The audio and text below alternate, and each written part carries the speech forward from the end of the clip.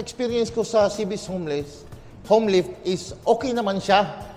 Yung pagkaka-install, okay siya, maganda.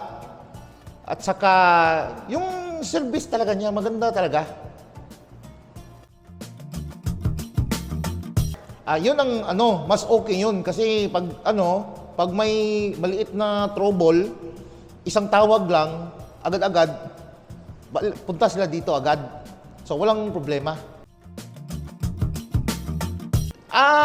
Gagamit ng mga lift, number one is yung talagang mga PWDs. Mga nahihirapan umakyat sa hagdanan. So, yun, yung mga naka-wheelchair, sila yung number one priority sa CB's lift. Very satisfied kasi number one kasi dyan is yung pag nag-brown out, so may battery siya na tutulong sa'yo pababa. So napakagandang napakagandang feature sa elevator yun.